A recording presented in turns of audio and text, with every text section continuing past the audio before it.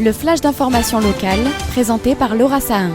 Bonjour à tous et bienvenue dans votre flash d'information sur Radio JM. Nous sommes le jeudi 25 janvier et voici les titres de cette édition.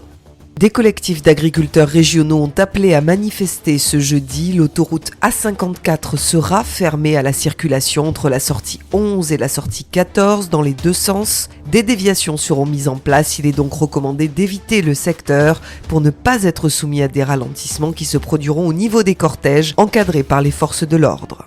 288 super et hypermarchés ne seront plus estampillés Casino, 98 sont rachetés par Auchan et 190 par Intermarché. Carrefour accueille 26 nouveaux venus dans ses rangs. Parmi les magasins concernés, celui de l'avenue de Château-Gombert dans le 13e arrondissement ou encore celui de l'avenue du Prado ou de Mazargues. Les Marseillais nous donnent leur avis concernant ce changement au micro de Nathan Sperling. Moi pour l'instant ça me pose souci parce que j'avais un petit casino en bas de ma rue et qui ferme. Donc c'est moins pratique pour faire mes courses un peu à la dernière minute, etc. Mais sur du long terme, si les prix sont moins chers pour tous les étudiants, c'est plus intéressant. Moi, honnêtement, ça m'embête un petit peu parce que j'ai un casino juste à côté de chez moi. Maintenant, je vais devoir me débrouiller pour trouver un autre supermarché. Mais malheureusement, il n'y en a pas vraiment proche, donc ça va être compliqué. J'aurais préféré que le casino ne ferme pas, quitte à payer plus cher en fait.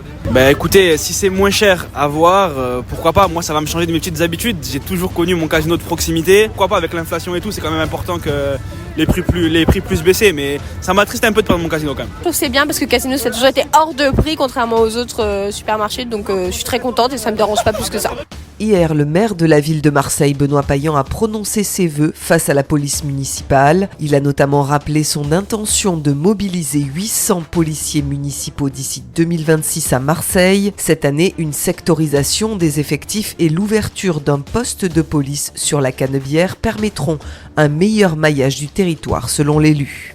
Hier soir avait lieu au Palais de la Bourse le 27e trophée de l'économie du journal La Provence. Cette année, la rédaction du célèbre journal a honoré les femmes chefs d'entreprise qui font briller le territoire. Une entreprise sur 3 est créée par une femme dans la région.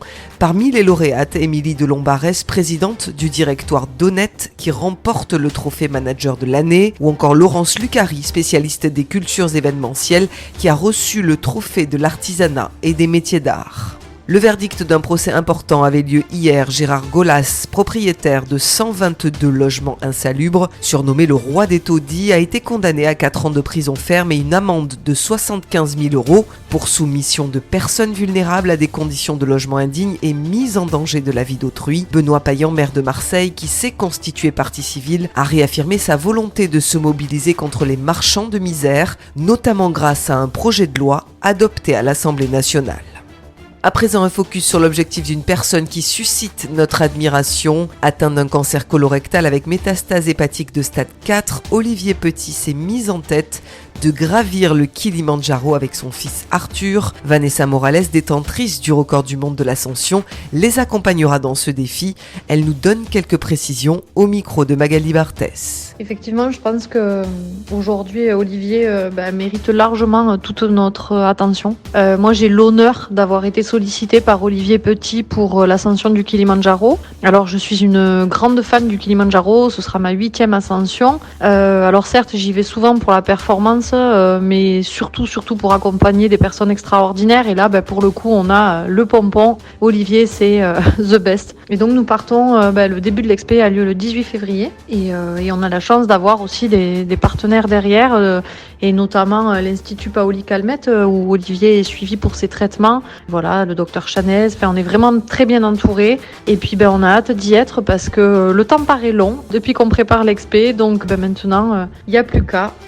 La météo est toujours aussi clémente en ce mois de janvier, 13 degrés ce matin et jusqu'à 19 degrés cet après-midi sur notre belle cité phocéenne. Je vous donne rendez-vous à 13h, je reçois aujourd'hui Elsa Charbit, déléguée régionale du Fonds social juif unifié, qui viendra nous parler du festival du film juif Diasporama à partir de jeudi prochain, le 1er février, au cinéma Le Chambord.